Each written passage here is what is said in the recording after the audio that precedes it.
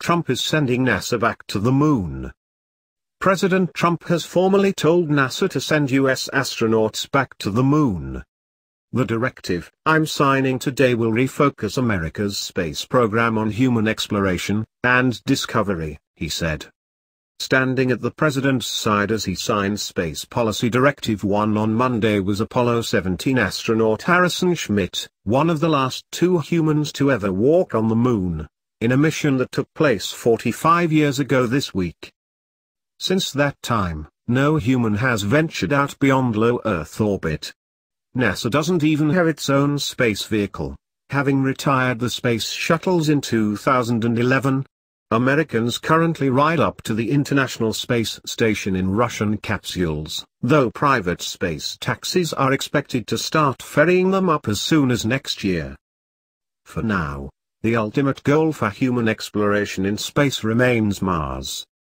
This time, we will not only plant our flag and leave our footprint, we will establish a foundation for an eventual mission to Mars and, perhaps someday, to many worlds beyond, Trump said. Exactly how to get to Mars, however, is subject to debate within the space community. Many see the moon as the best stepping stone, including Representative Jim Bridenstine, Republican Oklahoma, who is Trump's pick to head NASA. The general moon-first approach being taken by the Trump administration was clearly articulated by Vice President Pence at a meeting of the National Space Council in October. That's why John Logsdon, a space historian at the George Washington University, says Monday's announcement is not a surprise. Now the question is whether the White House will propose, and the Congress appropriate the funds needed to turn the words into reality, Logsdon says. Indeed, actually getting the funding to achieve President's ambitious space goals is a perennial problem for NASA. Returning astronauts to the moon had been the plan under President George W. Bush, who called for building a moon base, and establishing an extended human presence there. But when a Blue Ribbon Committee reviewed human spaceflight in 2009, it said there was a mismatch between the scope of the program, and the money available to support it, that exploring beyond low Earth orbit wasn't going to be viable without billions of dollars more in funding. What's more, many worried that NASA would get bogged down in the gray lunar dust, and fail to move on toward the red planet.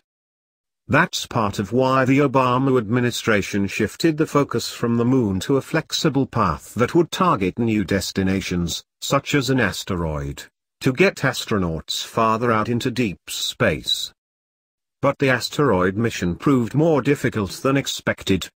Eventually, NASA proposed having a robot haul a boulder from an asteroid, and put it in orbit around the moon, where astronauts would rendezvous with the space rock. The so-called asteroid redirect mission didn't receive very enthusiastic reviews from the space community or Congress, and this year it got the axe. NASA has recently been working on plans for something called the Deep Space Gateway, an outpost in orbit around the moon. And at the behest of Congress, the space agency has been building a giant new rocket, and a deep space capsule. The vehicle is supposed to have its first test flight in 2019, when it will send an uncrewed capsule up to orbit the moon before returning to Earth. Officials in the Trump administration asked NASA to consider putting humans on that flight, but NASA ultimately decided against it after a review. The first mission with a crew on that NASA spacecraft isn't supposed to happen until 2022. The company SpaceX is also constructing a large rocket, and has announced that it intends to launch the first private mission to the moon in 2018. SpaceX says it is paying customers for a trip in an automated capsule that wouldn't land, but would loop around the moon, and then return. SpaceX also has contracts with NASA to bring astronauts up to the International Space Station, and is scheduled to start doing that next year as well. The company has already been hauling cargo to, and from the station for NASA.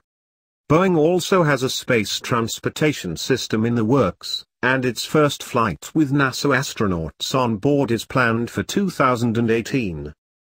If those companies' efforts pan out, their space taxis will be the first vehicles to carry up astronauts from US soil since the retirement of the space shuttles.